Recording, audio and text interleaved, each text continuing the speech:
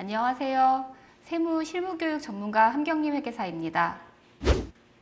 네, 일반적으로는 그렇습니다. 소득세는 소득이 많을수록 높은 세율이 적용되는 누진세율 구조이기 때문에 맞벌이 부부가 직계 존속 및 직계 비속 등 부양가족에 대한 인적공제를 적용받을 경우에 급여가 많아 높은 세율이 적용받는 배우자가 공제를 받는 것이 유리합니다. 맞벌이 부부가 중복으로 공제를 받을 수는 없기 때문이죠. 네, 종합소득세 과세 표준이 비슷하거나 한계세율 근처라면 인적공제를 적절하게 배분해서 공제받는 게 유리할 수 있습니다.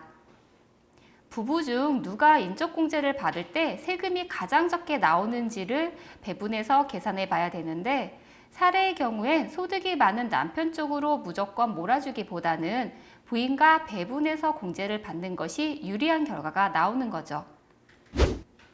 의료비 세액공제나 신용카드 소득공제의 경우에는 종합소득이 적은 배우자가 지출을 할 때 세금을 줄일 수 있습니다.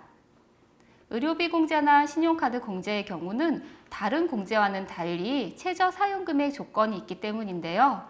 즉, 최저 사용금액 이상을 사용하셔야 공제가 시작이 되고 최저 사용금액에 미달하면 공제가 전혀 되지 않습니다. 의료비 공제의 경우는 의료비 지출액이 총 급여의 3%를 초과할 때 그 초과분의 15%를 세액공제 받는데요. 같은 의료비를 쓰더라도 소득이 많은 배우자보다 소득이 적은 배우자가 총 급여의 3% 초과하는 금액이 큽니다. 실제 금액을 예로 들어 보겠습니다. 남편의 연봉이 8천만 원, 부인의 연봉이 3,500만 원이고 이들의 의료비 지출액이 350만 원이라 할 때 남편보다 부인의 의료비 최저 사용 기준이 낮기 때문에 부인이 의료비 공제를 받는 것이 남편이 받는 것보다 20만 2천 원의 절세 효과를 가져옵니다.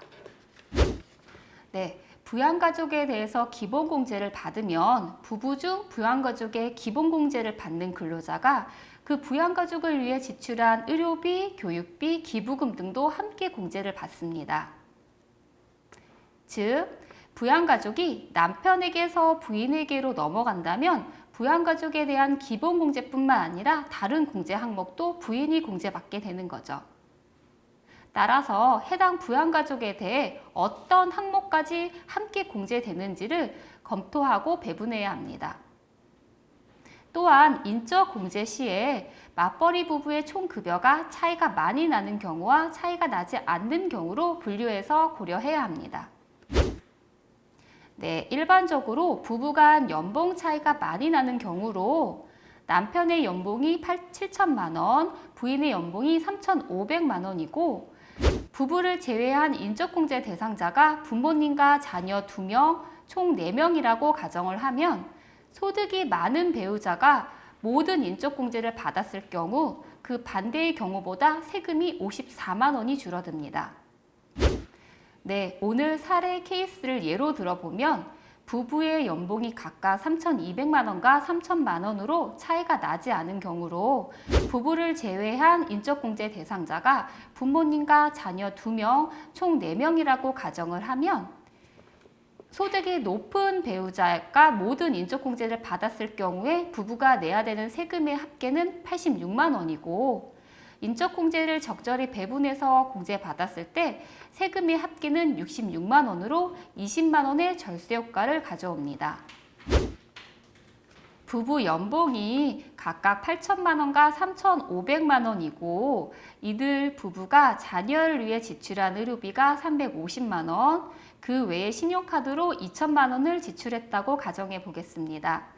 의료비 공제와 신용카드 공제는 소득이 낮은 배우자가 공제를 받고 나머지 인적공제는 적절히 배부해 소득이 높은 배우자가 더 공제받게 한다면 모든 인적공제를 소득이 높은 자에게 몰아줬을 때보다 32만 원의 세금을 아낄 수 있습니다.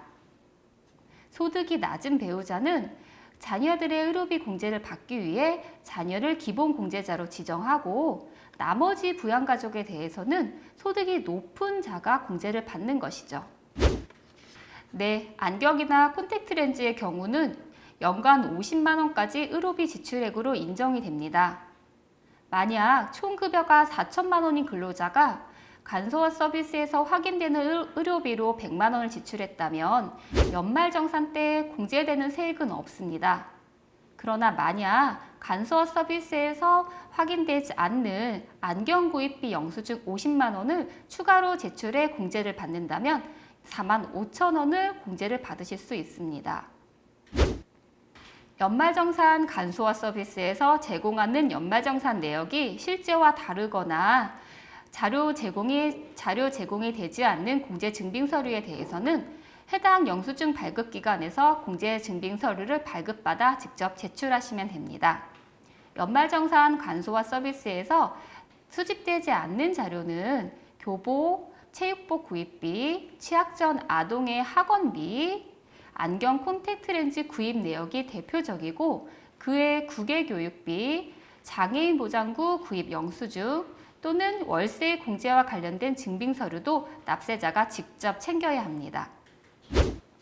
네, 맞벌이 부부가 연말정산을 할 때 누가 어떤 항목을 공제받느냐에 따라 돌려받는 세금의 액수가 달라지기 때문에 절세 전략을 잘 짜야 하는데요. 첫째, 모든 공제 항목에 대해서 소득이 많은 배우자에게로 단순 합산하지 말고 공제 항목과 예상 세액을 모의 계산을 통해 배부하시기 바랍니다.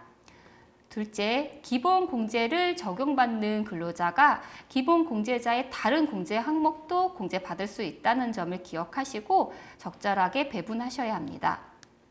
마지막으로 연말정산 서비스에서 확인되지 않는 영수증은 납세자가 직접 챙기셔야 합니다. 이상입니다. 감사합니다.